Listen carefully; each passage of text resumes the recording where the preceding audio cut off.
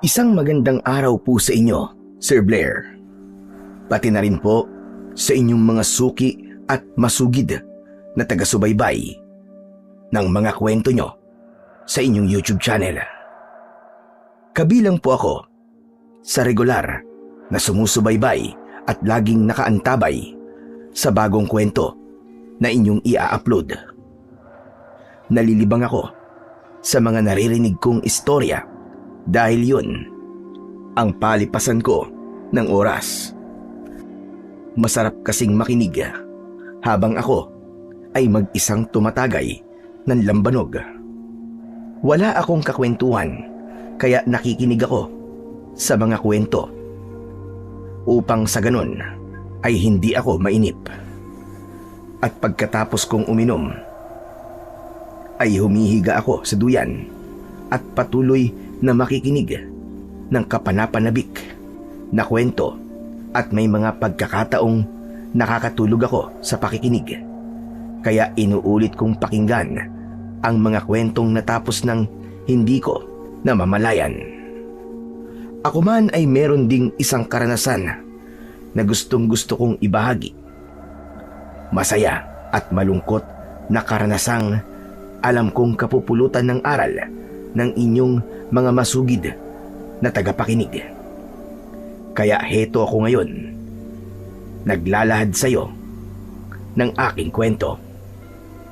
Siya nga pala, tawagin mo na lang akong Reden. Isa na akong senior citizen ngayon, pero ang kwentong aking isasalaysay ay naganap noong taong 1984 at nasa kalakasan pa lang ako noon dahil 24 anyos lamang ako ng panahong yun. At nais ko ring baguhin ang pangalan ng lugar na pinangyarihan ng aking kwento, pati na rin sa privacy ng mga taong sangkot sa aking buhay. At gusto kong umpisan ang aking kwento nung ako ay sobrang desperado at nawawalan na ng pag-asa at para bang gusto ko nang mamatay. Ano ba nangyayari sa iyo, Reden? Ilang araw ka nang ganyan na. Wala ka nang ginawa buong maghapon kundi ang uminom ng alak. Para namang hindi kayo sanay sa akin, Nanay Pasing. Kahit naman noon pa, mahilig na ako sa alak. Ang pag-inom na lang po kasi ang aking libangan eh. Hindi na yan libangan, kundi masamang bisyo. At hindi rin yan maganda sa iyong kalusugan, Reden. Abay, kumain ka muna. Tapos na po ako mag-almusal, Nanay Pasing. Yun na nga eh. Kanina pang umaga yun. Abay, mag-aalas 7 na ng gabi. Hindi ka na nga nananghalian tapos hindi ka pa rin ba maghahaponan? Nay Pasing, huwag niyo na po akong alalahanin. Busog pa naman po ako. Bakit? Nakakabusog ba ang alak? Abay, kapag lagi kang ganyan, ay malamang na mabubutas ang bitoka mo. Magkakasakit ka niyan sa ginagawa mo eh. Yan nga po mismo ang hinihintay kong mangyari sa akin eh.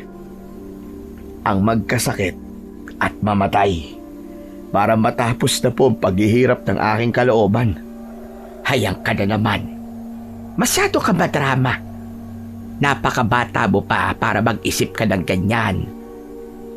Alam mo, Reden, hindi ka dapat mawalan ng pag-asa. Dahil marami pang magagandang pagkakataon ang dadating sa buhay mo. Teka, diyan ka muna. Uuwi lang ako at dadalang kita ng pagkain mo. Huwag na po kayo mag-abala pa, Nanay Pasing. Hindi rin po ako makakakain dahil wala po akong gana. Hay nako, Reden. Huwag kang ganyan. Gusto mo na ba talagang mamatay? Kasasabi ko lang po, di ba? Pagod na pagod na pagod na pagod na pagod na po ako. Gusto ko na pong magpahinga. Grabe naman. Ang dami naman pagod nun, Reden. Ganun na nga po. I am very, very, very, very tired. And I want to rest in peace. Hay nakong batang ire. Lasing ka na nga talaga dahil nag-i-English ka na. Absolutely. So please lang, Nanay Paseng. Just leave me alone. Hay nako. Sige na nga. Diyan ka na nga. Pero dadalhan pa rin kita ng pagkain. Sa ayaw mo't sa gusto. Si Nanay Pasing na lang ang itinuturing kong nag-iisang kapamilya. Patay na kasi ang aking mga magulang at ang aking dalawang kapatid. Sabay-sabay silang namatay nang sumalakay sa aming bayan ang isang grupo ng mga aswang. 20 anyos pa lang ako noon. Naisumpa ko noon sa akin sarili na sila ay aking ipaghihiganti. At hindi naman ako nabigo dahil napatay ko ang pinuno ng mga aswang, pati na rin ang ilan sa kanyang mga tauhan. Ang tinutukoy kong pinuno ng mga aswang ay si Victor. At hindi naman ako nag-iisa dahil may sarili rin kaming pangkat. Ang pangkat ng mga mananabas na pinamumunuan ni Lolo Ilyong. At pagkalipas ng mahigit na 1 taon, ay tumiwalag na ako sa aming grupo dahil wala na kaming kalaban. Kaya maging ang iba ko pang kasama ay tumiwalag na rin at nagkanya-kanya na ng buhay. At ako man ay naging abala na sa aking trabaho bilang mananabas ng tubo. Pagtatanim kasi ng tubo ang ikinabubuhay ng ilang negosyante sa amin. Malawak ang kanilang lupain na pinagtataniman ng tubo at kapag dumating ang harvest ay isa ako sa mga nagtatabas ng tubo. Ikakarga namin yon sa truck at dadalhin sa Maynila. Maraming negosyante sa amin. Ang ganon ang negosyo. Ang sugarcane plantation. Kaya kung saan merong harvest ay doon ako nagtatrabaho at naging kasama ko pa sa trabaho ang apo ni Lolo Ilyong na si Tristan. Napakabata mo pa para sumabak sa ganitong uri ng trabaho, Tristan. 14 anyos na po ako, Kuya Riden. Hindi na po ako bata. Oo nga, pero mabigat na trabaho pa rin to sa'yo. Aba, isipin mo maghapon tayo nagtatabas ng tubo, tapos ang payat-payat mo pa. Payat lang akong tignan, pero biyasa na ako sa ganitong trabaho. At sanay din ako sa bukid, dahil marami akong ginagawa roon. At sumasama rin ako kay Lolo Ilyong, at sinasanay niya ako kung paano maging biyasa sa paggamit ng mahabang itak. Ganun ba? Kumusta naman si Lolo Ilyong?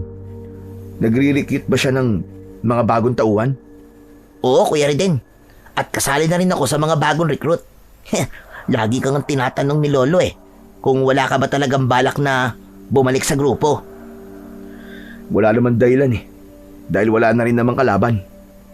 Oo, sa ngayon wala pa.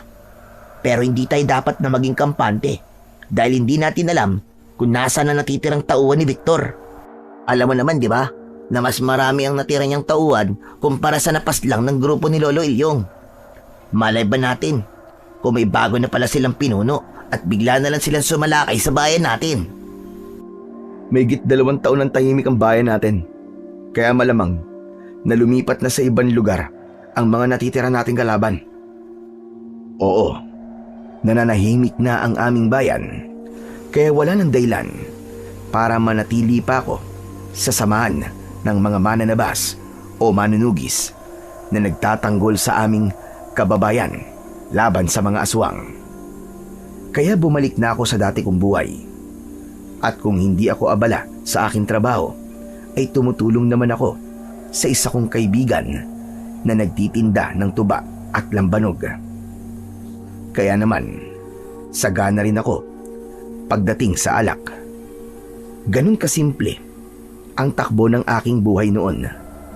Dahil ang pangarap ko ay magkaroon ng simpleng buhay kasama ang babaeng aking pinakamamahal. Sa kanya umiikot ang aking mundo. 3 taon din kaming magkasintahan At sa panahong yun ay masasabi kong kumpleto na ang aking buhay at kontento na ako sa bawat araw na dumarating at lumilipas.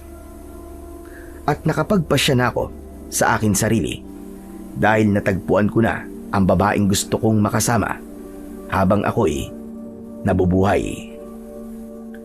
Ngunit biglang nagbago ang lahat nang magpasya siyang makipaghiwalay sa akin sa hindi ko malamang dahilan. Hindi niya maipaliwanag kung bakit.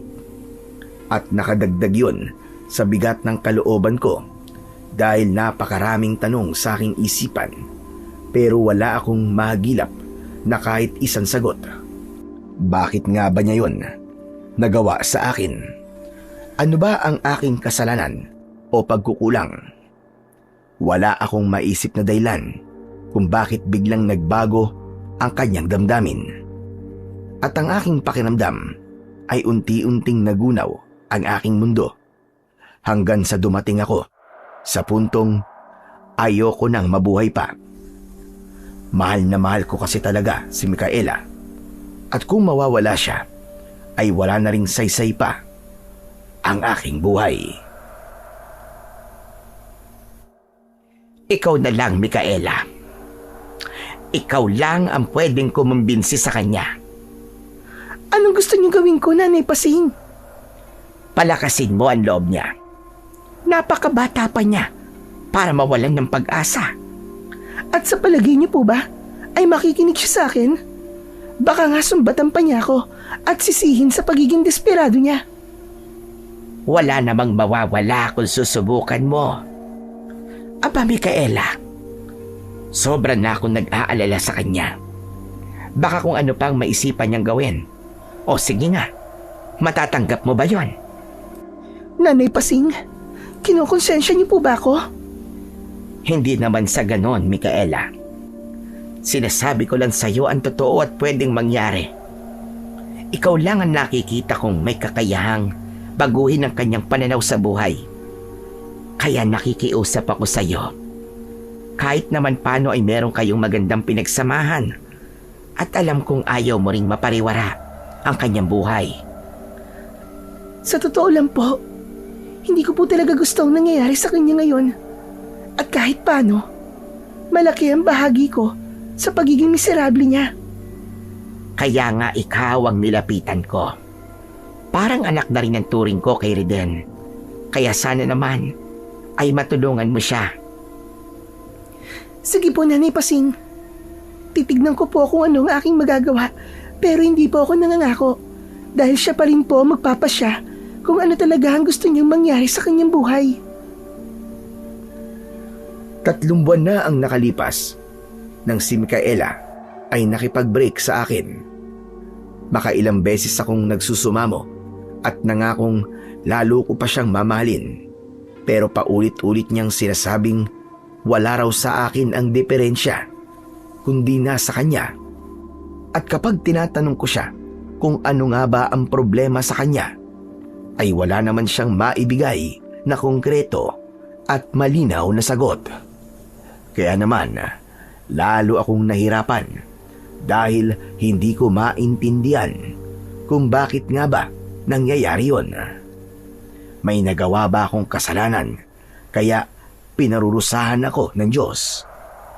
At kung sakali mang isa lang itong pagsubok, ay napakabigat naman at hindi ko ito kakayanin. Kaya naman, nawalan ako ng pag-asa at direksyon. Saan nga ba ako pupunta? O may pupuntahan pa nga bang magandang kapalaran ang aking buhay? At dahil wala na akong makitang dahilan kung bakit kailangan ko pang mabuhay, kaya mas nanaisin ko pa ang mamatay dahil kamatayan lamang ang makapagbibigay sa akin ng kapahingahan. Nakikiusap ako sa iyo, Reden. Huwag mong sirain ang buhay mo. Wala nang masisira sa akin dahil sirang-sira na ang buhay ko. Nasira umpisa nung iniwan mo ko. Sinusumbatan mo ba ako? Okay, sige. Kasalanan ko kung bakit nagkakaganyan ka. Pero sana naman, isipin mong ituloy pa rin ang ikot ng mundo kahit magkahiwalay na tayo. Wala na akong dahilan para mabuhay pa. Dahil sa'yo umiikot ang mundo ko. At nagunaw ang aking mundo. Nang mawala ka sa buhay ko, Micaela. Huwag mong sabihin yan. Dahil nagawa mo mabuhay sa loob ng 20 taon. Wala pa naman ako sa buhay mo nun. Yun na nga eh. Sana hindi ka nalang dumating sa buhay ko kung iiwan mo rin lang pala ako. Sana hindi mo na lang ako pinaasa kung wala rin naman palang maaasahan sa'yo. Kaya nga, aminado naman ako sa aking pagkakamali. Kaya patawarin mo na ako rin din. Mahal kita, Micaela. Mahal kita. Kaya magagawa kitang patawarin. Kahit pa ilang beses kang magkasala sa akin. Pero ang hindi ko lang matanggap ay kung bakit hindi mo masabi-sabi sa akin ng dahilan. At kahit gaano pa kahirap, ay pilit pa rin kitang uunawain. Ilang beses ko bang sasabihin? Hindi pa itong tamang panahon, Reden. Pero mauunawaan mo rin ako balang araw. At kailan naman ang sinasabi mong balang araw? Ewan ko. Pero sigurado akong darating din yun.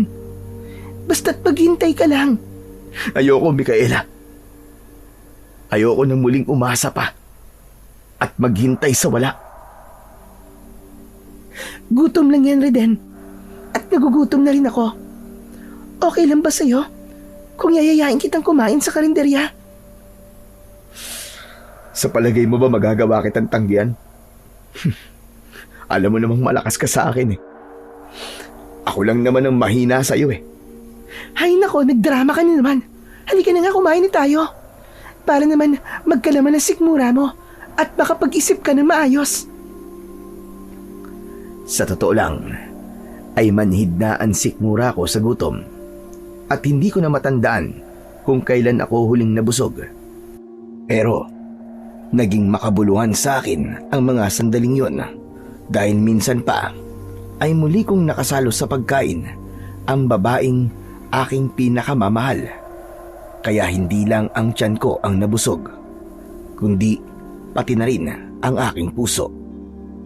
Ganun pa man, ay alam kong pansamantala lamang yon.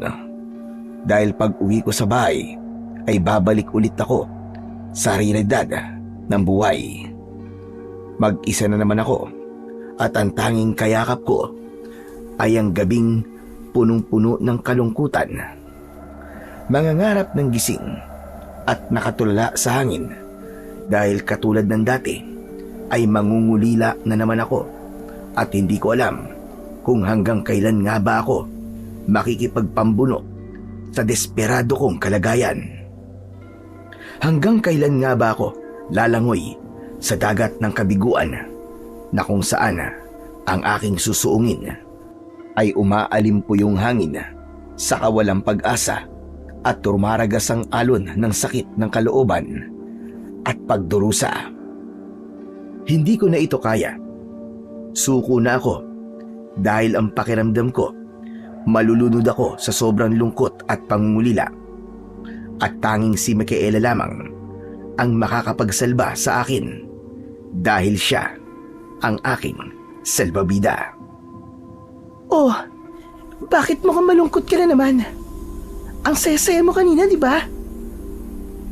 Dahil malapit na tayong magkahiwalay at matatapos na naman ang aking masayang sandali. Ano ka ba, Reden? Magkaibigan pa rin naman tayo, di ba? Pwede pa rin naman tayong kumain ng magkasalo kahit minsan lang sa 1 linggo. Hindi ba pwedeng araw-araw na lang? Pwede naman. Pero ayokong masanay ka at muling umasa dahil wala akong pwedeng ipangako sa'yo. Huwag ka mag-alala, Micaela. Hindi ako aasa. Ang gusto ko lang naman makita ka araw-araw. Bahala na rin din. Basta kung may panahon ako, edi makikipagkita ako sa'yo. Talaga, Micaela? Aasahan ko yan. Kasasabi mo lang, di ba? Hindi ka naaasa. At sana, huwag ka na rin maging demanding. Kung sa bagay, wala na nga pala akong karapatang maging demanding. At wala rin naman akong magagawa kung wala na akong halaga sa buhay mo. Hayang ka na naman eh. Pwede ba tigilan mo na ang kadramahan mo? Sige, kapag lagi kang ganyan, hindi na ulit kita kakausapin.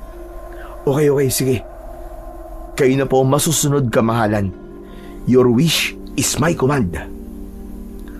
At nagkaroon nga kami ng regular na komunikasyon at pagkikita ni Micaela.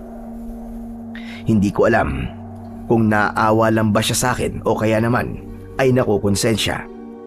Pero kahit paanong kanyang dahilan ay wala na akong pakialam doon. Basta't ang mahalaga ay nabuhayan ako ng pag-asa. At kahit pa paulit-ulit niyang sinasabi na wala siyang pwedeng maipangako sa akin at wag akong aasa sa kahit na ano, ay hindi ko pa rin mapigilan ang aking sarili na muling malabik at umasang babalik sa dati at muling mag-aalab ang kanyang nanlalamig na damdamin. Natuwa naman si Nanay Pasing dahil nanumbalik ang dati kong sigla. Natutuwa ako rin din dahil nakikita ko normal na ulit ang takbo ng iyong buhay. Dahil po yung kay Micaela, Nay Pasing, ibinalik niya po ang ngiti. Hindi lang po sa aking mga labi, kundi pati na rin po sa aking puso. Sa tono ng pananalita mo, ay mukhang nagkakamabutihan na naman kayo. Nagkabalikan ba kayo? Hindi po, Nanay Pasing. Pero yung po ang aking inaasahan. Pinapaasa ka ba niya? Hindi po. Kabaligtaran nga po ang sinasabi niya dahil wag daw po akong umasa para hindi daw po ako madismaya. Tama naman siya, Riden. Mas mabuting ang wag ka munang umasa para hindi ka masaktan kung hindi mangyari ang iyong inaasahan.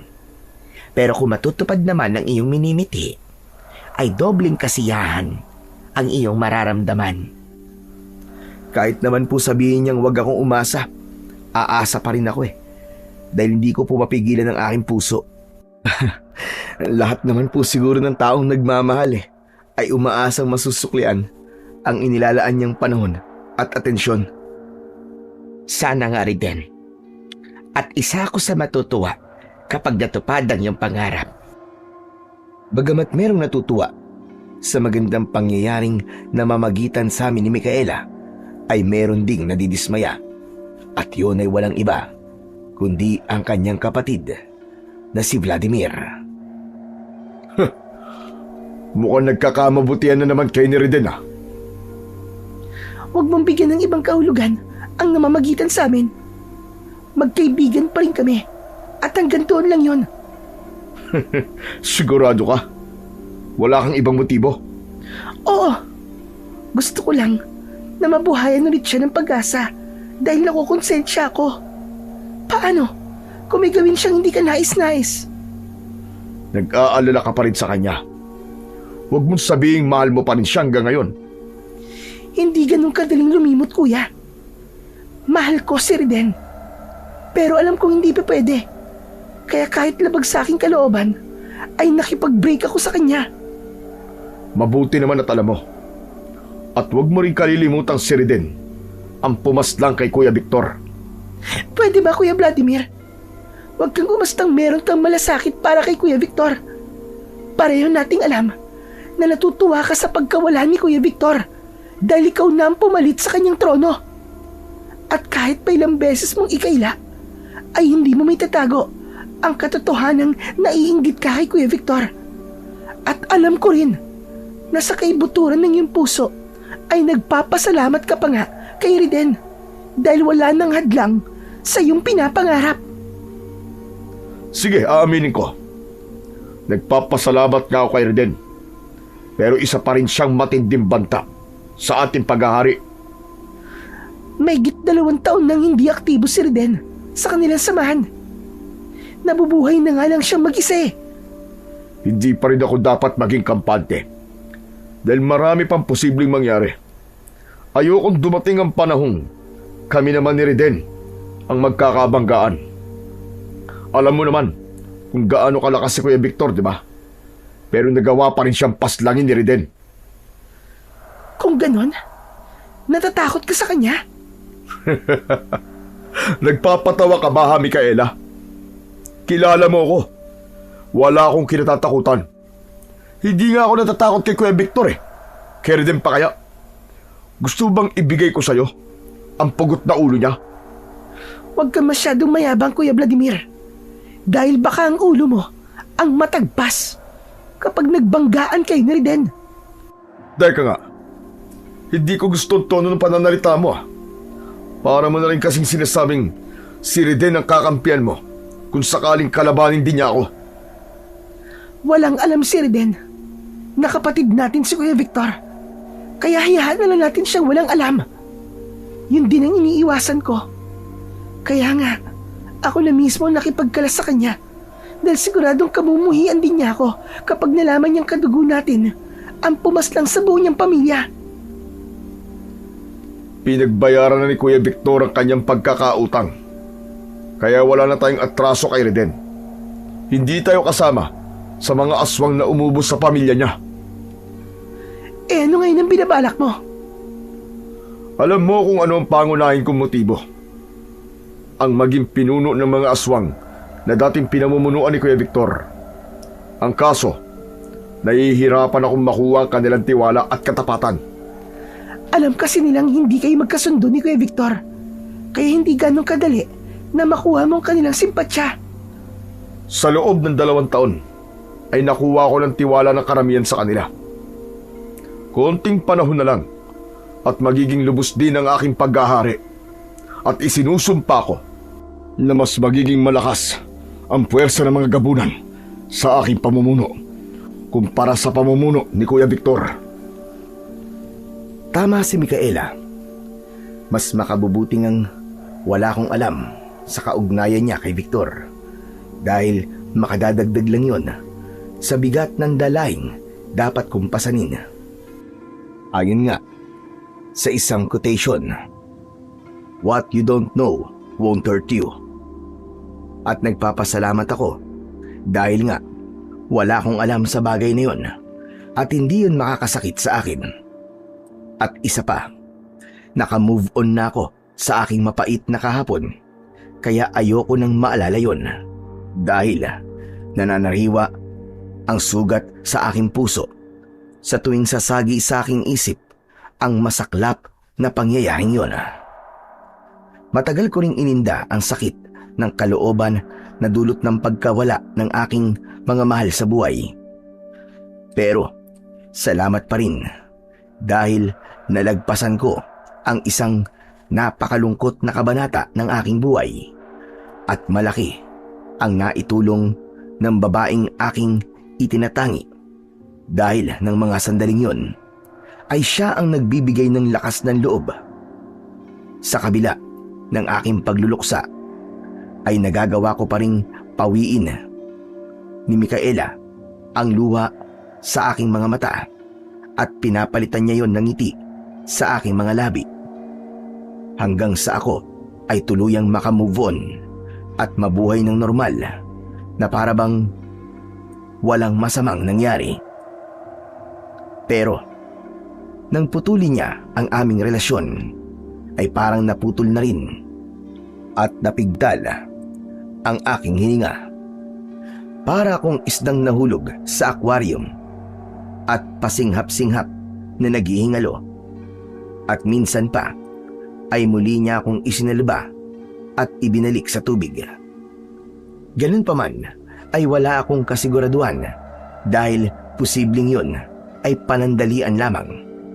Pero wala na akong pakialam dahil minsan ay nagagawa naming mamasyal sa tabing dagat na dati naming libangan kahit noon pa. Salamat, Micaela. Maraming salamat talaga. Salamat saan? Sa paglalaan mo ng panahon sa akin. Ibinalik mo ang dati kong sigla. Nakikita mo ba ang banayad na paggalaw ng alon? Parang ako yan. Ano namang kinalaman ng alon sa buhay mo? Sumasayaw kasi ang alon dahil sa banayad na ihip ng hangin. At kasabay sa pag-indak ng alon, ang pag-indak ng aking puso. Dahil ikaw, Micaela, ikaw ang magandang musikang nagpapaindak ng aking nagagalak na damdamin. Ay nako, umira na naman ang pagiging makata mo eh. Magandang pakinggan kahit corny. Nakukornihan ka sa akin? Kahit naman sino makarinig ng mga sinasabi mo ay makukornihan. Pero wala namang problema sa akin. Dahil na-appreciate ko ang kakornihan mo. Nagpapakatotoo lang naman ako, Micaela. Ikaw ang pinaguhugutan ko ng lakas. Dahil ang pakiramdam ko ay ako si Superman tuwing kasama kita. At kung tayo'y magkakalayo, hindi ko na alam kung sino ko. Uy, kanta yun ah. Ikaw ba yan, Ray Valera? Tama ka. Si Ray Valera talaga idol ko eh. Kaya lagi mong tatandaan na lagi akong naririto para sa'yo. Asahan mong merong kang kaibigang laging tapat sa'yo. At kung kailangan mo ko sa oras ng iyong pag-iisa, kung naninimdim, asahan mo, ako ay darating. Aba, at mukhang kumakanta ka na. Ang sarap naman pakinggan. Nakikita ko naman ng ngiti sa iyong mga labi. Masaya ka sa mga sandaling magkasama tayo. Kaya di ko talaga lubos maisip kung bakit ka nakipag-break sa akin eh. Wala ka kasing alam, Reden.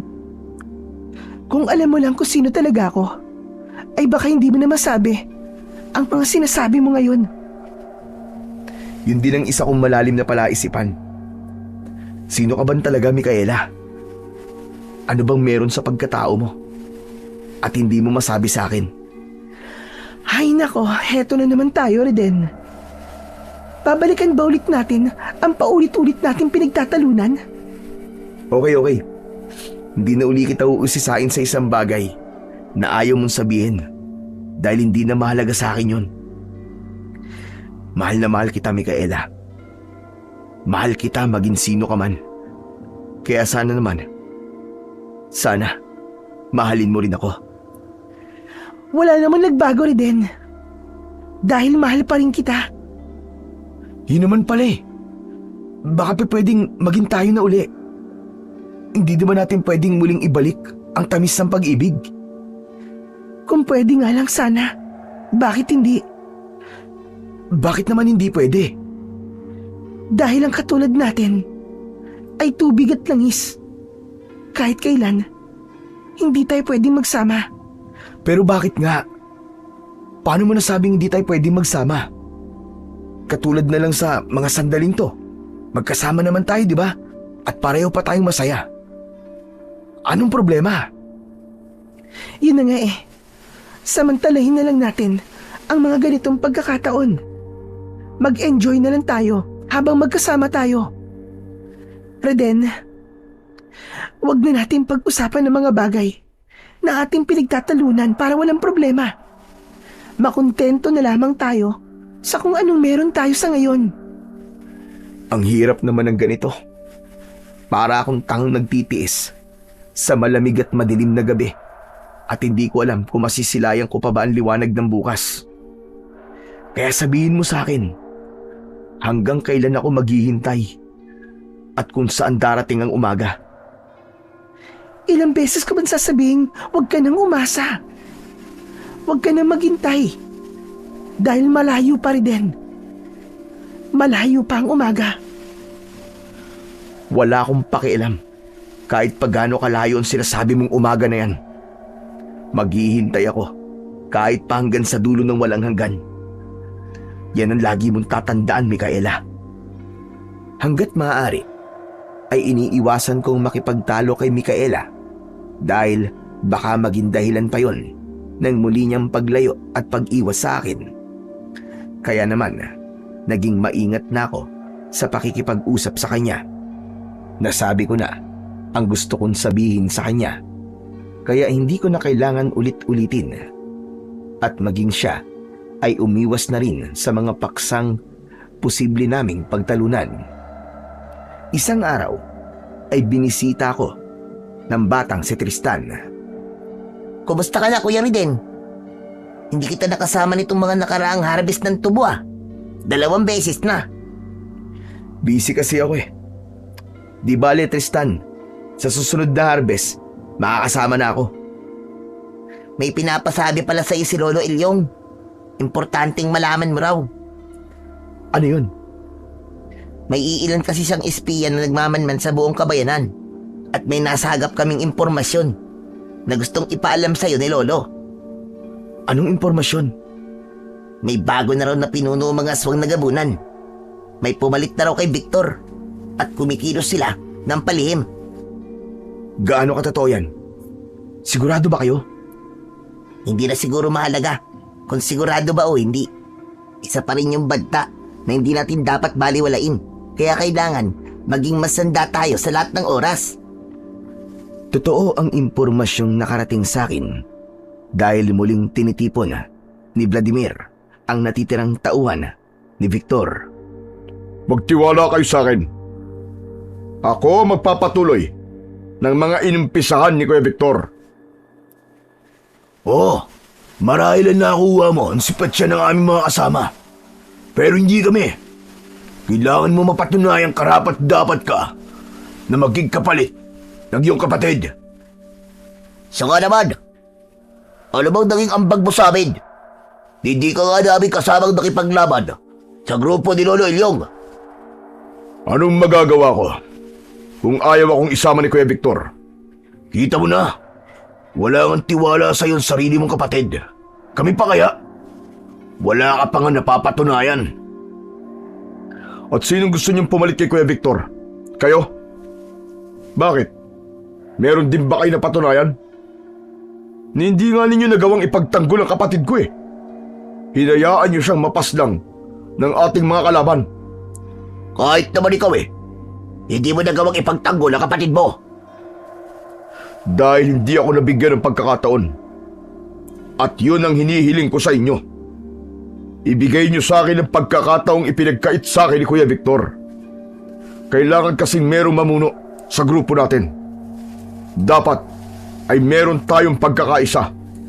Walang mangyayari sa atin at wala tayong mararating kung wala tayong plano at direksyon. Okay, sige. Ganito na lang. Kailangan magkaroon tayo ng pagtitipon at pag-usapan natin kung sino ba talaga dapat na maging pinuno. Ganito na lang ang gawin natin. Magkakaroon tayo ng botohan, mga kasama. Isa ako sa magiging kandidato. At dahil kayong dalawa ang kanan at kaliwang kamay ni Kuya Victor, edi tayong tatlo ang maglaban. Ipaubaya natin sa ating mga kasama kung sino ang gusto nilang mamuno sa ating hukbo. Nagkaroon nga ng pagtitipon ang natitirang mga alagad ni Victor at natuloy ang mungkay ni Vladimir. Nagkaroon sila ng botohan at si Victor nga ang napiling maging pinuno ng mga aswang. Tagumpay, Micaela. Nakuha ko ng tiwala at katapatan ng mga tauhan ni Kuya Victor.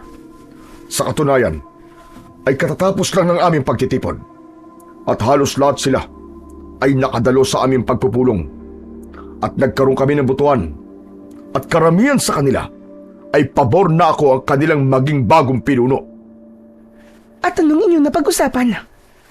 Anong pinaplano ninyo? Ano pa nga ba? E di pagpapatuloy namin ang misyon ni Kuya Victor. Anong misyon? Ang magasik ng lagim? Bakit? Meron pa bang ibang bagay tayong dapat gawin? Huwag ka nang magmalinis, Micaela. Dahil pare-pareho lang tayong halimaw. Yun ang ating kalikasan at wala na tayong ibang magagawa kundi ang tuparin ang ating tungkulin na dapat nating gampanan dito sa ibabaw ng mundo. Ayoko na, Kuya Vladimir. Isinumpa ko na ang pagiging aswang. At sa palagay mo ba, ay kaya natin takasan ang ating kapalaran? Wala na tayong ibang magagawa kundi sundin kung anong nakasulat sa ating mga palad. Dahil sa ayaw at sa gusto natin, ay mangyayari't mangyayari ang itinakda ng tadhana. Hindi natin yun magagawang pigilan kahit na ano pang gawin mo. Eh di bahala ka sa gusto mong gawin. Basta't hindi ako sasama sa'yo. At sino ang gusto mo samahan? Si Riden? Binabalaan kita, Micaela. Layuan mo na siya. At baka madamay ka pa. Madamay san? Anong binabalak ninyo? Gustong ipaghiganti ng mga tauhan ko si Kuya Victor. Kaya gusto nilang gumanti kay Riden at sa lahat ng mga kasama niyang pumaslang sa ating kapatid at sa ilan niyang mga tauhan. Sabi ko naman sa'yo, ay tumiwalag na si Riden sa mga kasama niya. Kaya wag mo na siyang idamay pa. Kung ayaw mo siya madamay, dilisanin niya na ang lugar na to at magpakalayo-layo na siya. Magpunta siya sa dulo ng impyerno na kung saan ay hindi namin siya masusundan. Samantala, ng mga sandaling yon ay nababahala na si Lolo Ilyong. Kumpirmado, Tristan!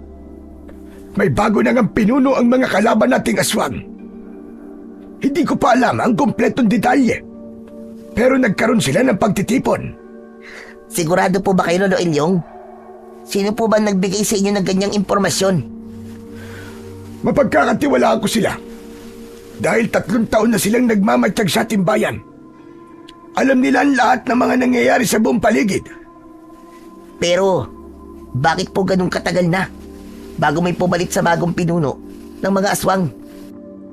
Maigit 3 taon na pong wala lang nababalitang pagsalakay sa ating nayon ang mga aswang na gabunan. Nagbabakasyon din po ba sila sa pag-aasik ng lagim? Hindi ko alam. Marahil nawalan sila ng direksyon nang mamatay ang pinuno nila si Victor. At ngayon lang uli sila naging aktibo dahil may bago na silang pinuno. Alam niyo po ba kung sino po ang bago nilang pinuno? Hindi ko pa alam. Pero hindi na importante yun. Ang mahalaga ay dapat na maging alerto tayo. Kaya pupuntahan ko si Riden. Malaking kawalan siya sa ating samahan. Kaya kukumbinsihin ko siyang bumalik sa atin dahil malaki ang kanyang maitutulong sa atin bilang kinatatakutan na mananabas. Pinuntahan ako ni Lolo Ilyong, pero nagkataong wala ako sa amin, kaya hindi kami nagpangita. Umalis po si Riden. Halos kani-kanina lang ho. Saan ba siya nagpunta? At anong oras daw siya uuwi? Nako, Tata Ilyong, hindi ko po alam. Ano po bang kailangan niyo sa kanya? May panibagong banta sa ating bayan. May bago ng pinuno ang mga aswang na sumalakay sa atin noon. Ganun po ba? Ang buong akala ko wala na sila. Tinalo niyo po ang kanilang hukbo, hindi ba? Hindi namin sila napatay lahat. Sa katunayan, ay mas marami pa sa kanilang bilang ang natira kumpara sa aming mga napaslang. Kaya nangangalib-uli ang ating bayan. Yun po ba ang dahilan kung bakit niyo po hinahanap si Riden? Gusto ninyong muli siyang sumapi sa inyong samahan? Ganun na nga. Kaya kailangan magkausap kami, Pasing. Hindi naman lingid kay Nanay Pasing ang aking nakaraan dahil kilala kong manunugis at mananabas ng aswang sa aming lugar. Hindi naman sa pagmamayabang, pero marami sa aking mga kababayan ang humahanga at umiidolo sa akin dahil sa marami ang nakakaalam na ako ang pinakamaraming napatay na aswang nung kami ay nakipaglaban sa grupo ng mga aswang na gabunan. At ako mismo ang nakapatay at pumaslang sa pinuno nilang si Victor. Pinugutan ko siya ng ulo. At hindi lang yon, dahil marami pa ang mga uri ng aswang. Pero ang mga gabunan ang pinakamalakas at pinakamakapangyarihan. At sa pagkakataong yon ay mas malaking banta at panganib ang haharapin ng aking mga kababayang dati kong ipinagtanggol. Ganun pa man, ay matagal ko nang tinalikuran ang aming samahan para mabuhay ng tahimik at payapa sa piling ng babaeng aking minamahal. Hindi ka pa ba uuwi, Riden? Ano ka ba, Micaela? Halos 1 oras pa lang ako dito sa inyo, pinapauwi mo na ako. Kahit naman noon pa, di ba? Alam mo naman kung bakit. Yun na nga ang di ko alam eh. Dahil meron kang hindi sinasabi sa akin. Ano ba talagang tinatago mo sa akin? Bakit ba hindi mo ako magawang ipakilala sa iyong pamilya? Ikinakahiya mo ba ako? Alam mong hindi yun ang dahilan ko. Ako ang natatakot na baka ako ang dapat mong ikahiya. Pero bakit nga, Micaela? Bakit? Reden, ilang beses na natin itong pinagtalunan at nangako ka sa akin na hindi ko na ulit magtatanong tungkol doon. Dahil nga nalilito ako eh. Halos mabaliw na ako sa kakaisip. Lalo na nung nakipag-break ka sa akin at hanggang ngayon, hindi pa rin ako matahimik dahil hindi ko pa rin alam kung ano ang sagot sa aking katanungan. Hanggat maaari, ay ayoko na talagang ungkatin pa at pag-usapan ang isang bagay na paulit-ulit naming pinagtatalunan ni Micaela. At sa aming pagtatalo ay biglang dumating ang kuya niyang si Vladimir. Kanina pa pala siya sa labas at naririnig ang aming pinag-uusapan. Pasensya na kung nakaistorbo ko sa inyong diskusyon. Kanina ka pa ba, Kuya Vladimir? Oo. At mukhang masinsinan ng inyong diskusyon Sa wakas, nagkita rin tayo Reden. Sa totoo lang, matagal na kitang gustong makilala eh. Ewan ko ba kung bakit ayaw kang ipakilala sa akin ni Micaela. Guwapo ka naman at matipuno ang iyong katawan. Kaya walang dahilan para ikahiya ka niya sa akin. Kuya mo, Micaela? Oo naman, matagal na. Ngayon mo lang ba nalaman? Wala bang sinasabi sa iyo maganda kong kapatid? Alam ko na baka baligtad. Malamang na ako ang kanyang ikinahihiya. Kaya ayaw niyang magkakilala tayo. Kuya Vladimir, pwede ba? Huwag ka na makialam sa amin. Kapatid kita. Kaya hindi pwedeng hindi ako makialam. At ikaw naman Reden, mas makabubuting wag mo nang alamin ang dapat mong malaman. Dahil baka magsisi ka lang. At bakit naman ako magsisisi? At kung alam mo ang sagot sa akin tanong, ay baka pwedeng ikaw na magsabi sa akin kung ano ba talaga ang katotohanan. May itinatago ba kayong lihim? Hindi ko itinatago ang bagay na yon. Sa katunayan nga, ay pinagmamalaki ko pa ngayon. Si Micaela lang naman ang nahihiya sa dugong nananalitay sa kanyang mga ugat. Kuya, ano ba? Parang awa mo na. Huwag ka naman ganyan. Huwag na kayong magpaligoy-ligoy pa. Sabihin niyo ng totoo. Tatanungin muna kita Reden. Gaano mo kamahal ang aking kapatid? Mahal na mahal ko si Micaela. Mas mahal ko pa siya ng higit sa akin sarili. At hindi yun magbabago kahit na ano pang mangyari. Talaga lang Kaya mo bang panindigan yan? Baka naman bigla mong bawiin ang iyong sinabi at isumpa mo si Micaela kapag nalaman mo totoo. Kaya wag mo nang alamin ang gusto mong malaman. Umalis ka na habang nakapagtitimpi pa ako. At alang-alang sa aking kapatid, ay kakalimutan ko nagkita tayo ngayon. Huwag ka nang babalik pa. Dahil baka kung ano pang magawa ko sa muli nating pagkikita. Lalo akong naiwagaan sa mga sinabi ni Vladimir. Kaya lalo ring nagulo ang takbo ng isip ko. Dahil lalong lumalim ang isang palaisipang matagal nang gumagambala sa akin. At lingid sa aking kaalaman, ay kasama pala niya ang ilan niyang alagad. At kung gugustuhin niya, ay magagawa niya akong paslangin, pero pinigilan niya ang kanyang sarili dahil ayaw niyang madamay si Micaela. Ano ka ba, Vladimir?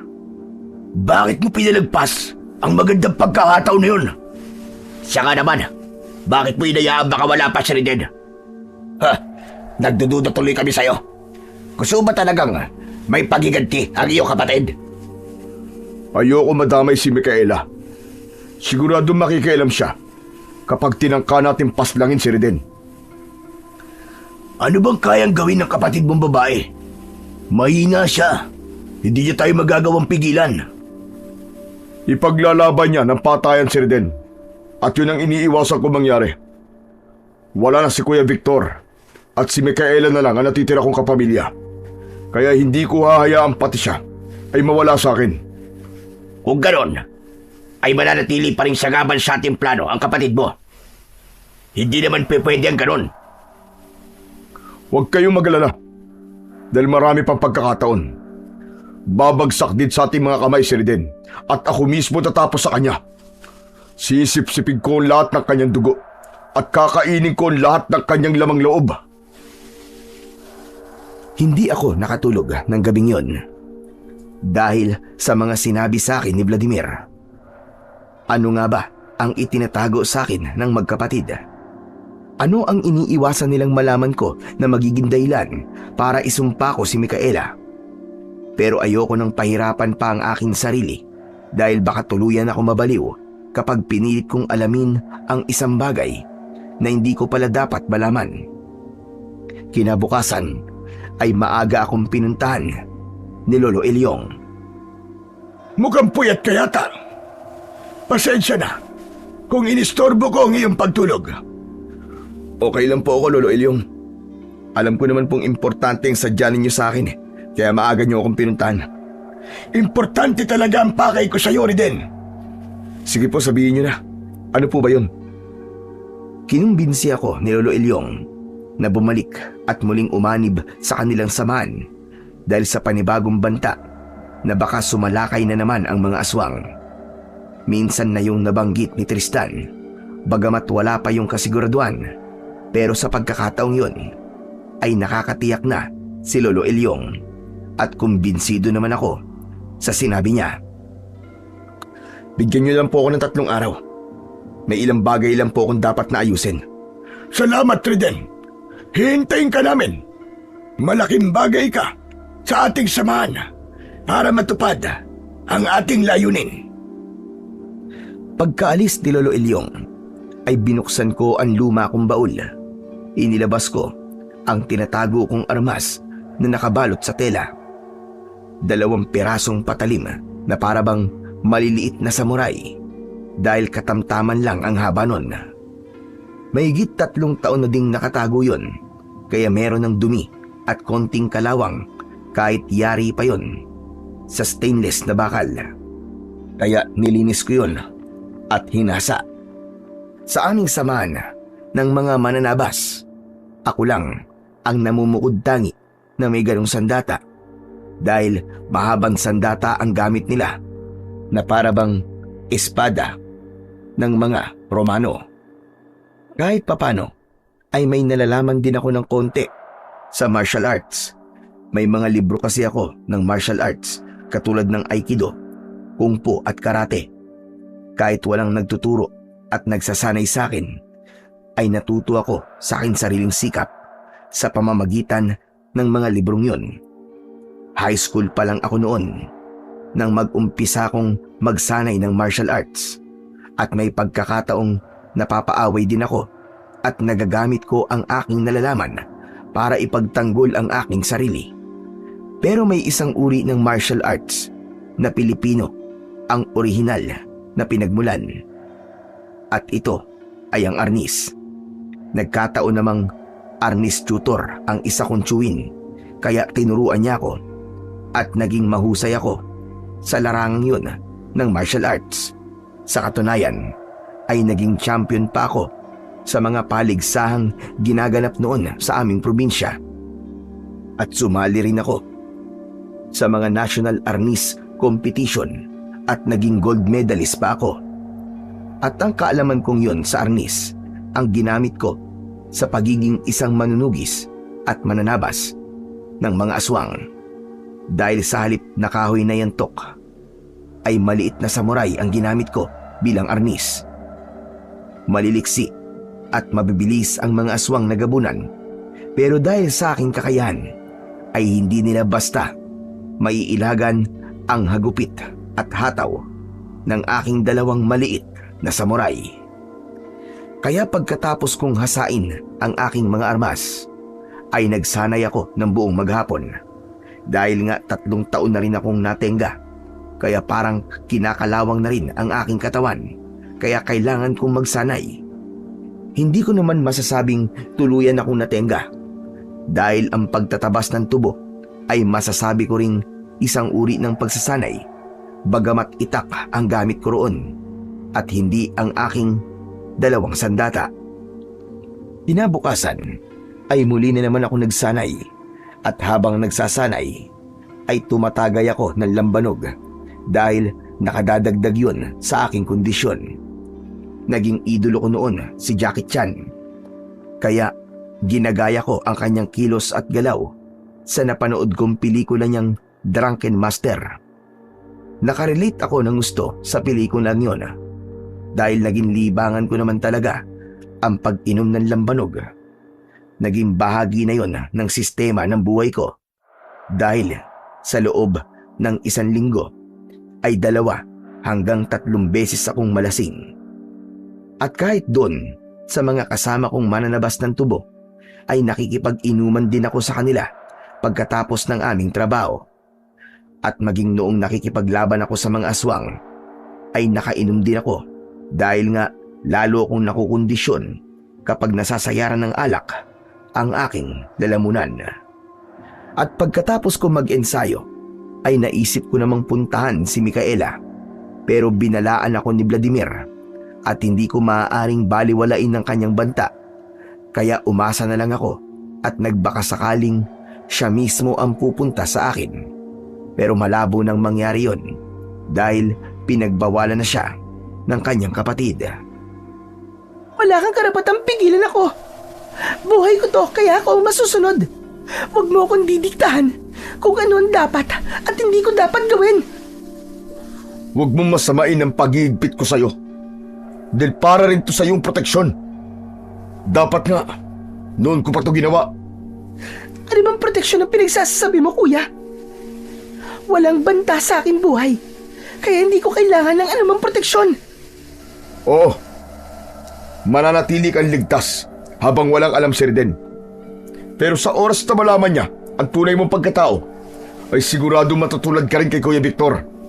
Gusto mo rin ba mapugutan ang ulo? Hindi yun magagawa sa akin ni Reden.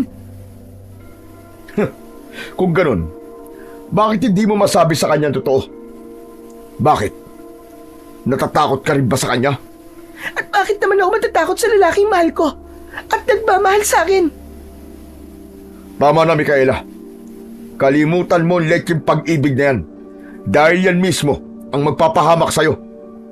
Sabi ko naman sa'yo, buhay ko ito at walang sino mang makakapigil sa gusto kong gawin. Hindi na ako bata at may sarili na akong pag-iisip at disposisyon. Kahit paanong gawin at sabihin mo, ay hindi mo na mababago pa ang katotohanan ng siya ay ating kalaban. Kaya kung patuloy ka makikipagmabutihan sa kanya, ay parang ako na rin ang iyong kinalaban. Naging matindi ang pagtatalo ni na Vladimir at Micaela hanggang sa dumating ang puntong hindi nila napigilan ang kanilang mga sarili at nag-away sila. Pareho silang naging aswang at matindi ang kanilang naging sagupaan. Pero sa bandang huli ay nanaig pa rin si Vladimir. Gulpi sarado at duguan si Micaela. Siguro naman ay magtatanda ka na. Huwag mo na uli akong tatagkain kalabanin dahil baka hindi na ako makapagpigil. Gusto mo namang makita si Kuya Victor? Sige, patayin mo na ako dahil mas gugustuhin ko pang mamatay kaysa maging sunod-sunuran sa'yo. Huwag kang mainip. Darating din tayo dyan. Kaya mag-isip kang mabuti kung patuloy ka pa rin magpapakabaliw sa hudas na rin na yun. Wala na akong dapat isipin dahil kahit kailan ay hindi na magbabago pa ang isip ko. Kahit nangihina, ay pinilit ni Micaela ang umalis sa bahay habang wala ang kanyang kapatid. Pinuntahan niya ako at gano'n na lang ang aking panggigigil nang makita ko ang itsura ng babaeng aking pinakamamahal. Marami siyang pasa at sugat sa iba't ibang bahagi ng kanyang katawan. Sabihin mo sa akin, sino may gawa sa inyan? Papatayin ko siya! Wag, Reden. Kalimutan mo ang binabalak mo. Ang importante, buhay pa ako. Lumayas na ako sa amin. At hindi na ako babalik pa roon. Ano ba talaga nangyari, Micaela? Nag-away ba kayo ni Vladimir? Kaya ganyan ang itsura mo? Teka, ang mabuti pa daling kita sa ospital. Wag na. Wala nga naman to, Reden. Bukas din ay magaling na ako. Ano bang pinagsasabi mo? Paano kang gagaling kung walang gagamot sa'yo? Kahit padaling kita sa ospital, baka umabot ka pa ng hanggang 2 linggo ron bago gumaling ang mga pasa at sugat sa iyong katawan. Kinumbinsi ko si Micaela na magpagamot sa ospital, pero tumanggi siya kahit anong gawing pagpipilit ko. Kaya bumili na lang ako ng gamot at gasa sa butika. Kahit man lang first aid ay gusto ko siyang mabigyan ng medikasyon. Tinanggihan din niya yon, pero ako pa rin ang nanaig sa aking pagpipilit. At laking gulat ko dahil nagkatotoo ang kanyang sinabi. Tuluyan na siyang naging magaling na para bang walang nangyari. Paano nangyari yun? Bakit ang bilis na gumaling ng mga sugat mo? Sinabi ko naman diba sa'yo? Pero ayaw mo maniwala eh. Dahil hindi naman talaga yung kapanipaniwala, Micaela. Kaya sabihin mo sa akin, paano nangyari yun? Dahil may kakayahan akong pagalingin ang aking sugat. Kahit pagano yung kalala. Pero paano mo nga yung nagawa? Imposible kasi. Parang hindi ka ordinaryong tao. Tama ka rin din. Hindi nga ako isang ordinaryong tao. Ha? Teka. Anong ibig mo sabihin? Siguro nga.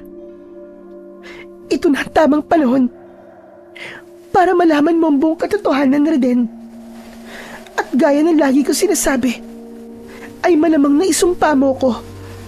Pero umaasa pa rin ako. Sa sinabi mong hindi magbabago ang iyong pagtingin para sa akin, kahit na anong mangyari. Oo, Micaela. Walang anumang magbabago ng pagmamahal ko sa'yo. Kahit pa sabihin kong isa kong halimaw. Ano? Isa kang halimaw? Hindi naman yata ka panipaniwala yun. Mas mabuti pa siguro kung ipapakita ko na lang sa'yo kung sino talaga ako. Sa isang iglap ay biglang nagbago ang anyo ni Micaela. Sa aking harapan, ang maamo at magandang babae na nasa aking harapan ay biglang naging isang mabangis at nakakatakot na nilalang. Kaya naman, bigla akong napaatras at natakot. Isa kang aswang? Oo. Isa nga akong aswang. Pero huwag kang matakot sa akin. Dahil hindi kita sasaktan, Reden. Hindi. Hindi totoo to. Nananaginip lamang ako. Ilang beses kong ipinikit at idinilat ang aking mga mata at tinapik ko pa ang aking muka dahil ang akala ko ay namamalikmata lang ako at inisip kong isa lamang yung halusinasyon. Pero hindi, dahil totoo nga. Totoo ang aking nakikita. Sige, Reden. Ngayon mo sabihing mahal mo pa rin ako. Kahit ganito ang aking itsura. Pwede ba bumalik ka na muna sa dati mong anyo? Ito ang tunay kong anyo, Reden. Ito ang tunay na ako. Nag-aanyong tao lang ako para ikubli ang aking tunay na kalikasan. Isa akong halimaw. Kaya tatanungin kita, magagawa mo bang patuloy na mahalin ang isang katulad ko? Oo. Mahal kita, Micaela. Walang nagbago. Wala akong pakialam. Kahit sino ka pa. Sinungaling ka! Sabihin mo na lang ang iyong totoong nararamdaman. Magpakatotoo ka rin din. At kahit masakit, ay mauunawaan pa rin kita. Aaminin ko, natatakot ako sa itsura ni Micaela, pero nangingibabaw pa rin ang aking pagmamahal at niyakap ko siya. Huwag mo akong yakapin. Hindi ka ba nandidiri sa akin? Hindi ka rin ba natatakot? Alam mo bang, kayang-kaya kitang paslangin ngayon.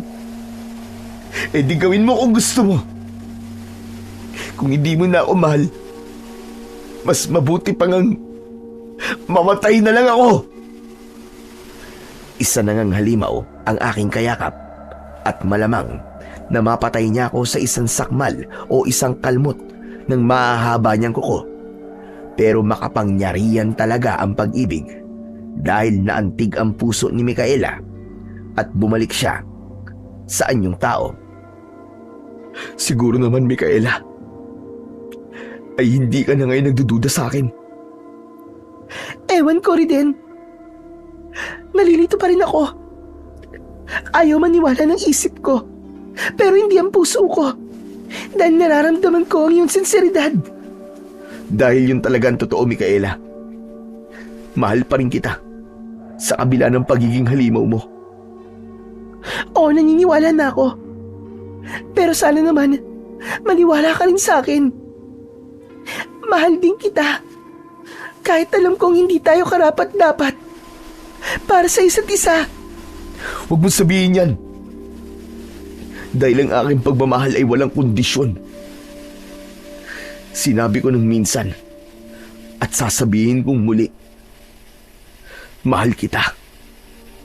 Maging sino ka man. Samantala, ng mga sandaling yon, ay hindi nadatnan ni Vladimir si Micaela at hindi na siya nagtataka dahil alam niyang hindi sila magkasundo ng kanyang kapatid. Paano yan, Vladimir? Ano gagawin mo? Kung sumama na pala si Micaela kay Reden? Oo nga, baka nagtana na silang dalawa. Huwag nga kayo magsalita ng ganyan.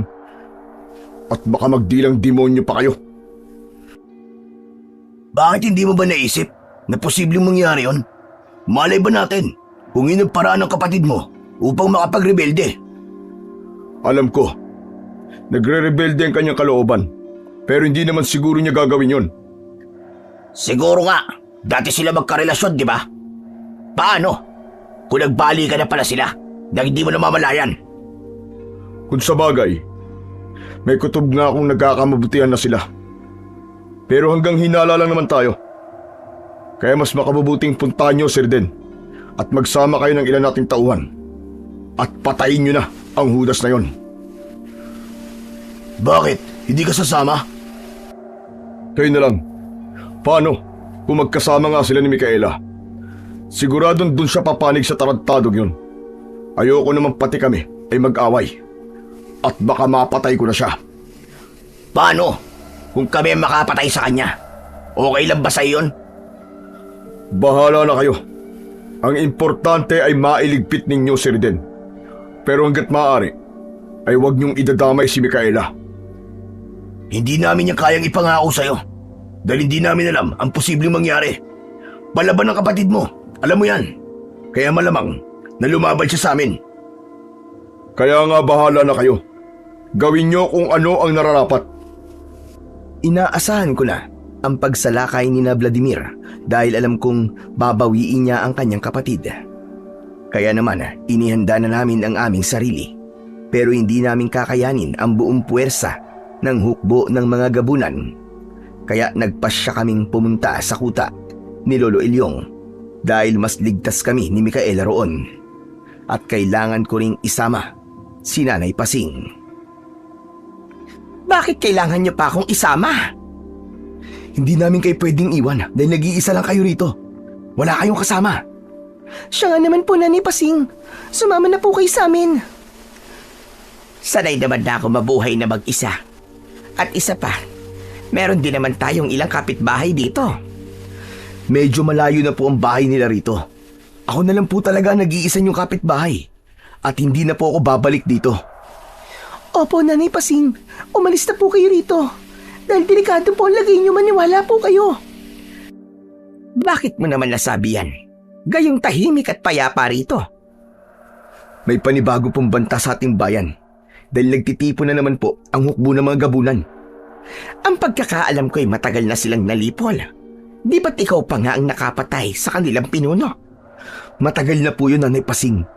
At sa ngayon, may bago na po silang pinuno at anumang oras ay maaari silang sumalakay dito. Kaya kailangan na po nating lumika sa lalong madaling panahon. Nakumbinsi naman namin si Aling Pasing. Kaya nag-impake na siya ng kanyang magagamit upang sumama sa amin. At habang nag-iimpake si Aling Pasing, ay tumagay ako ng lambanog. Hindi ka pa rin nagbabago. Lasinggero ka pa rin. Hindi naman, Micaela. Pampakondisyon lang. Halika, jamming tayo. Katulad ng dati. Wag na. Alam mo namang hindi ako sanay uminom. Dahil mabilis akong malasing. Kahit 1 o 2 tagay lang, hindi ka malalasing doon. At maganda naman sa pakiramdam yung tipsy lang, di ba? Ngayon ako. Sige na nga. Pero hanggang 2 tagay lang ako ha. Tatluhin mo naman na, para I love you. Mabagal kumilos si Aling Pasing. Kaya naparami ang aking nainom. At pinanindigan naman ni Micaela ang sinabi niya. 3 tagay lang ang ginawa niya.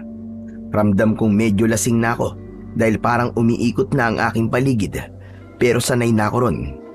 At masasabi kong nasa tamang kondisyon lang ako. At sa pagkakataong yon, ay dumating ang ilang tauhan ni Vladimir. Sabi ko na nga ba sumama ka ng magtanan sa hudas na to. Ano ngayon sa inyo? Buhay ko to. Kaya gagawin ko kung anong gusto ko. Ganyan ka na ba talaga, Kaibang? Kaya mo ba talagang ipagpalit ang sarili mong dugo at laman nang dahil lamang sa traidor na ito? Nakalimutan mo na bang siya ang pumaslang sa'yo, kapatid? At ikaw naman, Reden. Alam mo bang isang halimaw ang iyong pinatulan? Kung sa bagay, mukhang lasing ka na. Kaya kahit sino, papatulan mo. Ayos nga yan dahil madali nating maitutumba ang gunggong na yan. Hoy kayo. Kayo mga gunggong dahil minamaliit nyo ang aking kakayahan. At isa pa, inspired ako ngayon dahil sa aking pinakamamahal na si Micaela. Mahal ko rin si Reden. At nakahanda kaming ipaglaban ng isa't isa kahit hanggang sa kamatayan. Wow naman! Nakakaingit naman kayo. Sana all! Huwag kang mainggit sa mga yan. Dahil magagaya sila kina Romeo at Juliet. Sabay silang makakarating sa impyerno. Nagkakamali kayo, mga ungas. Dahil kayo, ang dadaling ko sa impyerno. Inilabas ko ang aking mga sandata. Ang 2 maiikling samurai na gagawin kong arnis sa pakikipaglaban. At nagbago ang anyo nilang lahat. Naging aswang nagabunan sila. Maging si Micaela ay nagbago na rin ng anyo at handang lumaban. 7 sila at 2 lang kami. Pero naniniwala kaming tatalunin namin sila. At naglaban nga kami at naging mahigpit ang aming labanan. Makalipas ang ilang minuto, ay napatay ang 2 sa kanila. Dahil nasa kondisyon ako, malaki talaga ang naitutulong ng alak sa aking pakikipaglaban. At sa loob ng ilan pang minuto, ay 2 rin ang napatay ni Micaela. Kakaiba ang lakas niya dahil may kakaibang lakas talaga ang lahi nila kumpara sa ibang gabunan. Kung lakas at kapangyarihan ng pag-uusapan, ay pangatlo si Micaela sa pinakamalakas sa buong hukbo nila. Tanging si Victor at Vladimir lang ang mas malakas pa sa kanya. Nagpatuloy ang aming labanan hanggang mapatay namin ni Micaela ang 2 pa uli sa kanila. Kaya 1 na lang ang natira. Pero nakatakas siya at ang pangyayaring yun ay nasaksiyan mismo ni Aling Pasing. Ibig mong sabihin, aswang ka rin pala, Micaela? Opo, Nanay Pasing. Pero wag po kayong matakot dahil kakampi niyo po ako. Nakita niyo naman po kung paano ko po tinulungan si Reden. Opo, Nanay Pasing. Kapanalig po natin si Micaela. Kaya wala po kayong dapat na ikabahala. Paano yan? siguradong babalikan tayo ng mga aswang.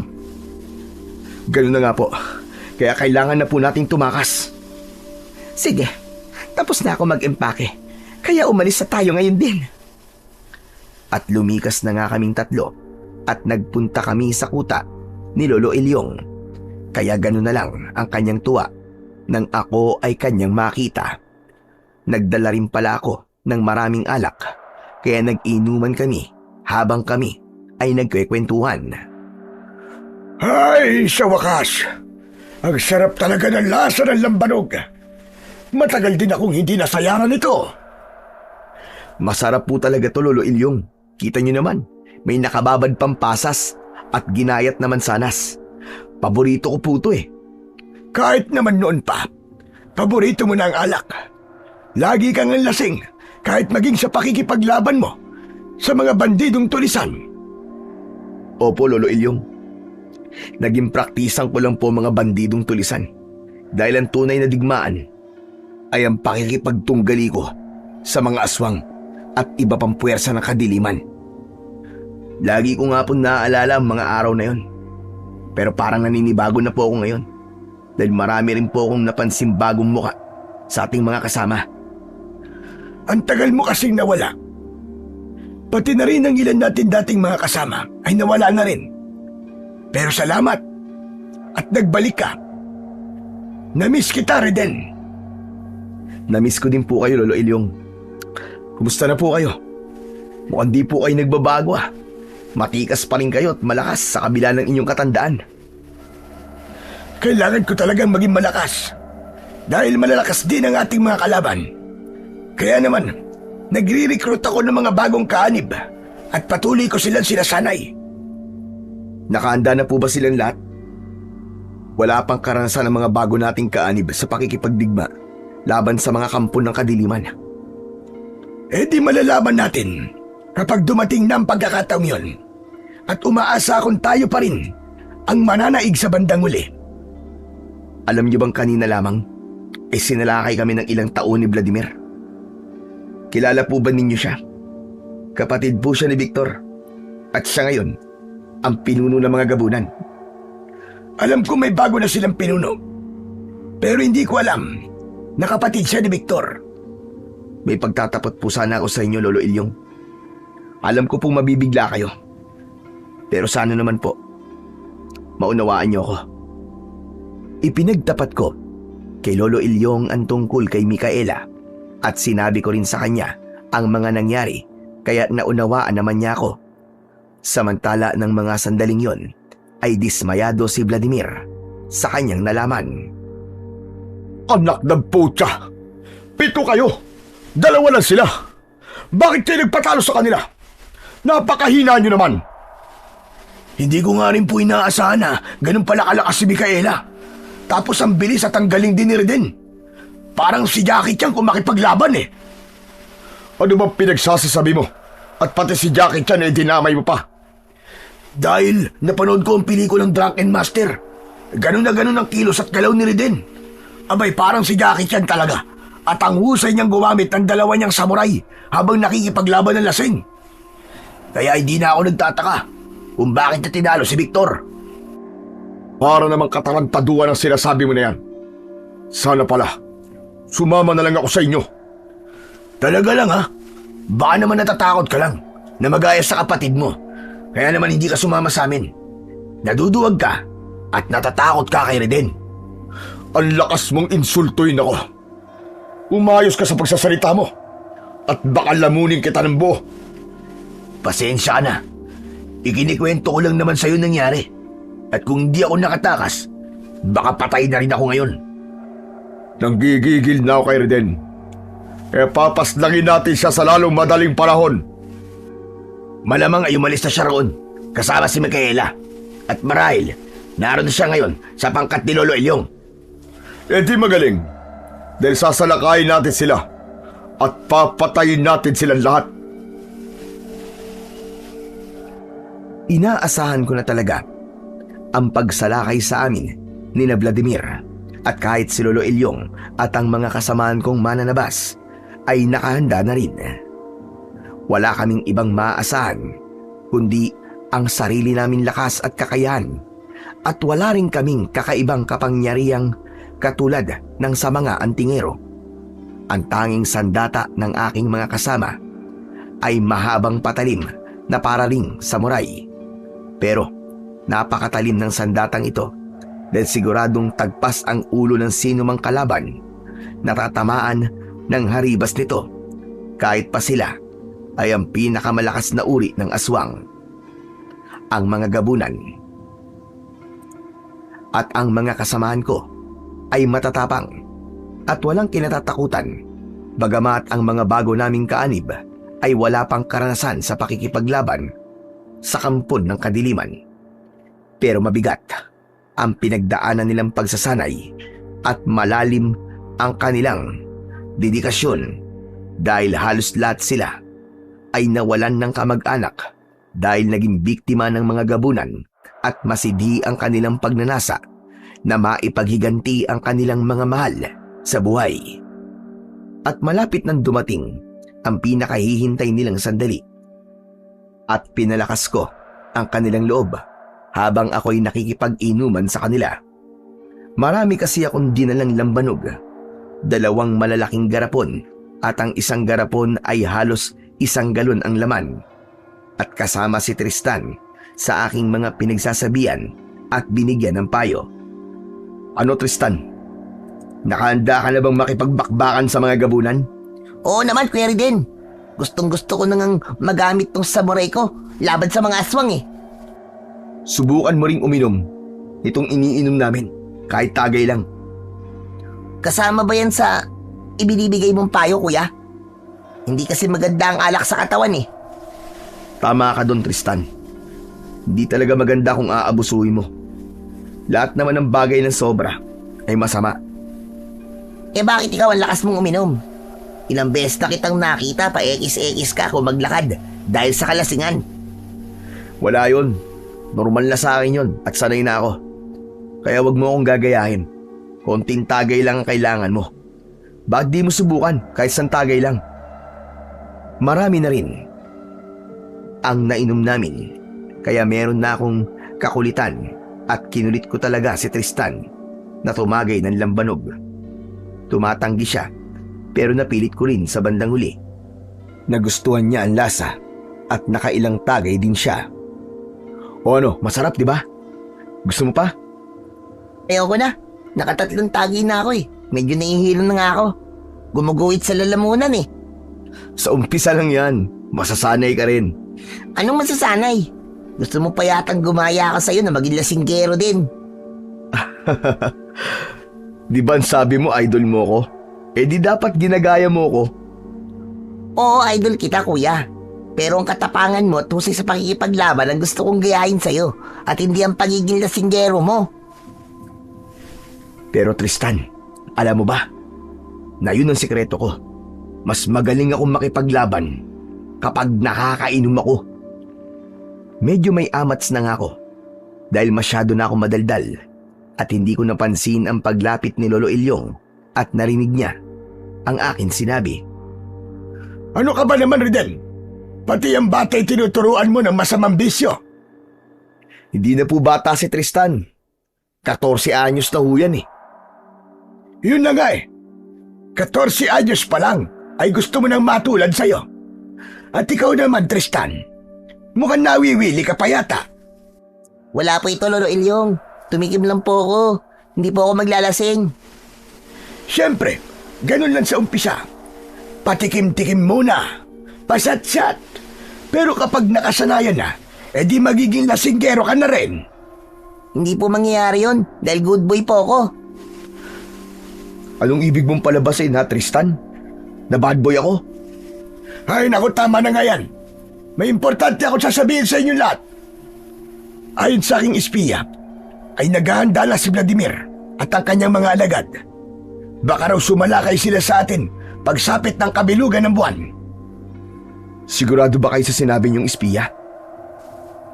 Baka naman tauhan din siya ni Vladimir at fake news ang ibinibigay niyang impormasyon. Malay ba natin kung nagpapanggap lang siya dahil ang totoo ay espiya siya ng ating kalaban? Huwag kang mag-alala. Dahil matagal ko na siyang kilala at mapagkakatiwalaan natin siya. At kahit naman nung si Victor pa ang namumuno sa kanila, at kabilugan din ng buwan nang sila yung matake dahil mas malalakas at mas makapangyarihan ang mga aswang kapag bilog ang buwan. Malapit na po ang kabilugan ng buwan. Hindi na aabuti ng 1 linggo.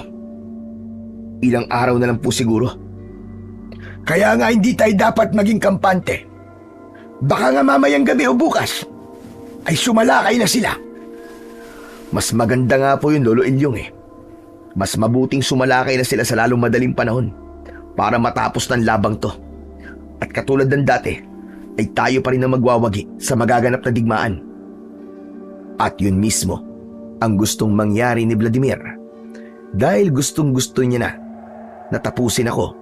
Hindi lang dahil gusto niyang maipaghiganti ang kanyang kapatid, kundi dahil nasa panig ko na ang isa pa niyang kapatid. Paano yan, Vladimir? Pinutol mo na ba ang ugnayan ninyo ni Micaela? Hindi ako, kundi si Micaela mismo ang pumutol ng ugnayan namin dalawa. Kaya kinalimutan ko na siya bilang kapatid ko. At kasalanan yun ni Reden. Kaya naman, lalo akong nanggigigil sa kanya. Ano pang hinihintay natin? Salakayin na natin ang kuta nila at patayin natin silang lahat. Hintayin na lang natin ang kabilugan ng buwan. 3 araw na lang yun. Pero ngayon pa lang, ay pagplanuhan na nating mabuti kung anong atake ang ating gagawin. Ganun na nga. Hindi natin dapat malitin ang kakayahan ng ating kalaban. Kaya pag-isipan nating mabuti at paggandaan ang gagawin nating pagsalakay. Inaasahan na namin yon. Kaya kung nakahanda silang sumalakay sa amin, ay nakahanda na rin kaming ipagtanggol hindi lang ang aming sarili, kundi pati na rin ang aming mga kababayan. At bago pa lang magkabilugan ng buwan, ay lagi kaming nakaalerto at nakaalarma sa posibleng pagsalakay ng mga kalaban naming gabunan. At sa pagsapit nga ng gabing aming pinakahihintay, bilog na bilog at napakaliwanag ng buwan. Kaya lahat kami ay gising na gising at nakapwesto sa buong paligid ng aming kuta. Hawak ang aming mga sandatang mahahabang patalim na bagong hasa. Mukhang inaanto ka na yata. Kung sa bagay, mag-aalas 11 na ng gabi. Okay lang ako, Micaela. Gising na gising pa ang aking katawan at isipan. Dahil ba marami ka na inom na lambanog? Baka naman lasing ka na. Hindi ah. Sakto lang at nasa kondisyon ako. Handang-handa lang ako makipaglaban eh. Ikaw, handang-handa ka na rin ba? Ang totoo niyan, kinakabahan ako rin din. Hindi ko alam kung bakit. Huwag kang matakot. Huwag kang kabahan. Akong bahala sa'yo, Micaela. At huwag kang lalayo sa akin. Hindi ako natatakot mamatay. Isa lang ang aking kinatatakutan at pinangangambahan. Alam kong hindi ko maiiwasan ang paghaharap ninyo ni Kuya Vladimir. At yun ang ayokong masaksihan. Sino bang kakampiyan mo? Kung sakaling magkaharap nga kami. Siyempre ikaw. Pero kapatid ko pa rin si Kuya Vladimir. Kahit hindi kami magkasundo, umpisa pa lang sa pagkabata, ay naging bahagi na siya ng buhay ko. Ganun talaga, Micaela. Bahagi na ito ng ating kapalarang hindi natin matatakasan. At sa ayaw at sa gusto natin, ay kailangan natin itong harapin. Ilang saglit pa, ay humahangos akong nilapitan ng batang si Tristan. Kuya Reden! Paparating na mga kalaban natin! Ganun ba? Nasaan na sila? 4 na grupo sila na nanggagaling sa iba't ibang direksyon. Kung gano'n, ay paliligiran nila tayo. Ganun na nga, Ate Micaela. Pero sa tingin ko naman, ay hindi nagkakalayo ang bilang nila sa bilang natin. Sige na, humanda na kayo at haharapin natin silang lahat. Patay kung patay. At nakasagupa na nga namin ang grupo ni na Vladimir. At kahit pa meron na kaming karanasan sa pakikipaglaban sa kanila, ay naninibago kami dahil mas malakas sila at mas makapangyarihan. Ang bawat tagupit ng aming samurai na tumatama sa kanilang katawan ay mabilis na naghihilom ang kanilang mga sugat. Marahil ay dahil nga sa kabilugan ng buwan na kung saan ay mas malakas sila kaysa sa ordinaryong araw. Hindi kasi kabilugan ng buwan nang makasagupa namin sila sa pangunguna ni Victor, kaya nga nagapi namin sila. Pero nahihirapan kami sa pagkakataong ito at mukhang tagilid ang aming laban. Isa lang ang tanging paraan para mapatay namin sila, at yun ay kung mapupugutan namin sila ng ulo. Naging mahusay naman ang pagsasanay ni Lolo Ilyong sa mga bago naming kasama, kaya buong tapang silang nakipaglaban kahit pa sila ay walang karanasan. At maging ang mga dati kong kasama ay nagpakita rin ng mas matinding gilas dahil meron na silang karanasan sa pakikipigdigma sa mga kampon ng kadiliman. Halos 20 minuto pa lamang ang nakakalipas ay marami na ang nalagas sa magkabilaang panig. Maging si Micaela ay napalaban na rin sa kapwa niya aswang at ilan na rin ang kanyang napatay dahil nga may kakaiba siyang lakas. Maging ako ay ganadong-ganado rin sa pakikipaglaban at katulad ng dati ay ako pa rin ang may pinakamaraming napatay na aswang kumpara sa aking mga kasama. Ang buong akala ko ay tagilid ang aming laban, pero habang tumatagal ay kami ang nakakalamang at malapit na namin silang maubos. At yung iba pa nga na mga kalaban namin ay tumatakas na dahil pinanghihinaan na sila ng loob. Pero hindi si Vladimir, dahil mas malakas siya kumpara sa kanyang mga tauhan at marami na rin siyang napatay sa aking mga kasama kahit pa pinagtutulungan siya. Hanggang sa dumating ang pagkakataong nagkaharap kaming dalawa. O ano? Hindi ka pa ba susuko? Nagtakbuhan na ang mga natitira mong alagad. At bakit ako susuko? Hindi ako ganun kadaling mapatay. Kahit pa magtulong-tulong kayo, ay uubusin ko kayong lahat. Huwag kang mag-alala. Dahil lalabanan kita ng parehas. Hindi ko kailangan ng katulong. Dahil alam kong hindi ka mananalo laban sa akin. Pero dapat ka nga matuwa eh. Dahil magkikita na kayo ng kuya mong Pulpol. Masyado kang mayabang. Tama na, daldal. Humanda ka. Dahil papatayin na kita.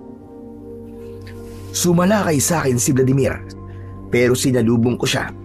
Maliksi at mabilis, kaya nailagan niya ang hataw ng dalawa kong samurai.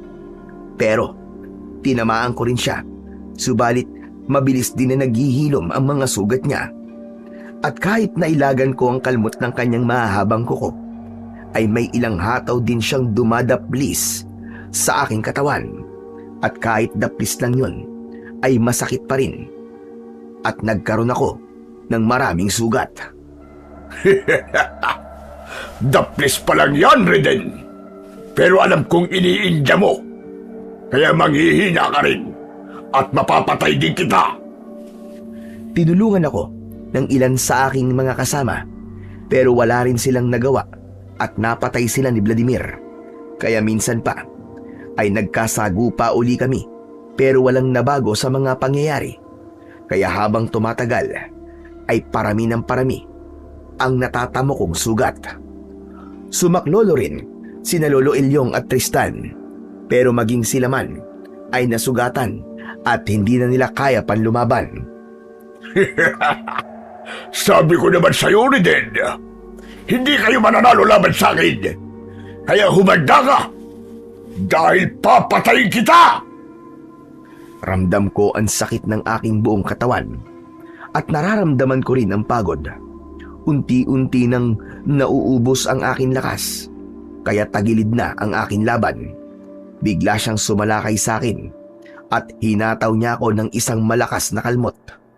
Nailagan ko yun. Sa aking pag-ilag ay natumba ko at tumama ang aking ulo sa isang malaking puno. Kaya naman nahilo ko. Nabitiwan ko rin ang aking sandata. At bago ako makatayo, ay dumamba papalapit sa akin si Vladimir. Inilabas niya ang kanyang mahabang pangil at akma niya na sana akong sasakmalin. Dadamputin ko ang aking armas pero mabilis niya akong nahawakan sa magkabila ang braso. Nagpumiglas ako pero hindi ko kaya ang kanyang lakas. Mamamatay ka na rin din! Mamamatay ka na! Sasakmalin na sana ako ni Vladimir pero hindi niya yun naituloy dahil bigla kong narinig ang malakas niyang sigaw. Dalawang malakas na hataw ng kalmot ang bumaon sa kanyang likod dahil sinalakay siya ni Micaela at pagkatapos ay sinakmal din siya sa gilid ng kanyang leeg. Umagos ang dugo mula sa leeg ni Vladimir at nagpumiglas siya at nakawala rin siya sa pagkakasakmal ng kanyang kapatid.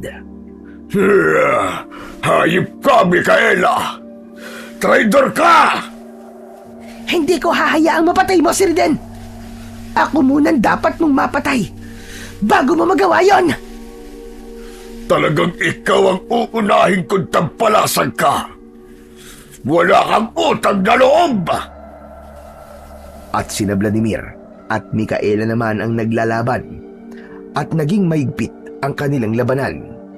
Kaya naman, sinamantala ko ang pagkakataon na yon at kahit ako'y nangihina, pinulot ko ang dalawa kong armas upang tulungan si Micaela.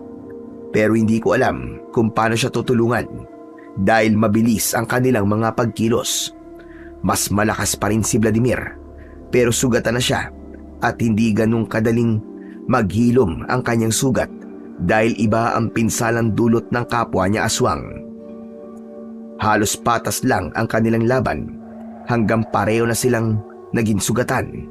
Pero sa bandang huli ay nanaig pa rin ang lakas ni Vladimir.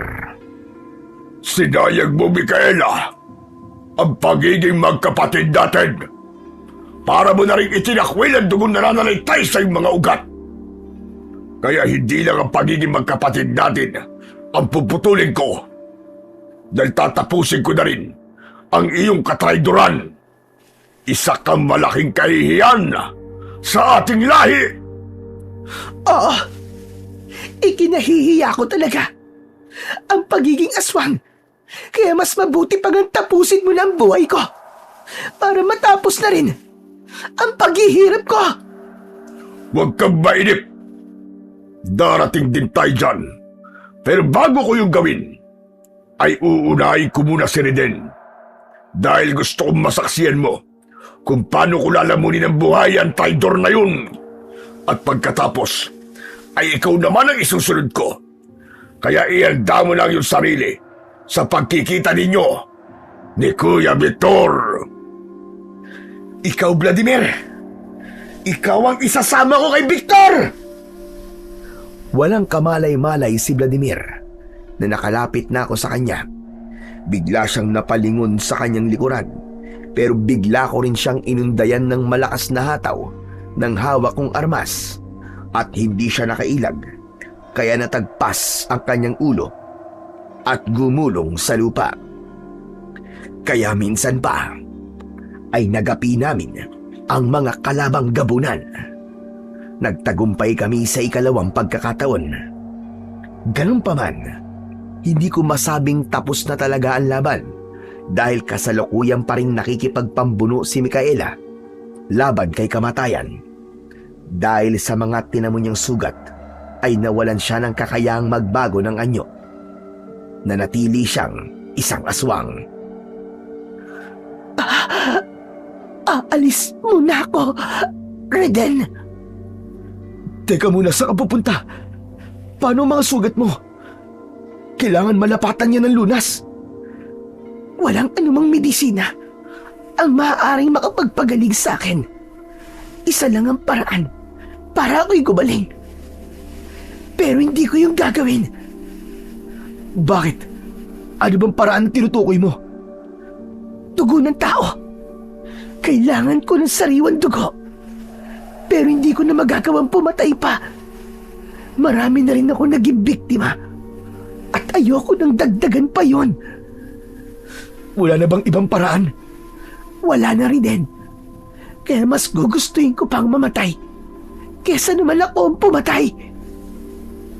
Kung gusto mo'y maghahanap ako ng masamang tao, yung isinusuka na ng lipunan, papatayin ko siya at ipapainom ko sa'yo ang dugo niya.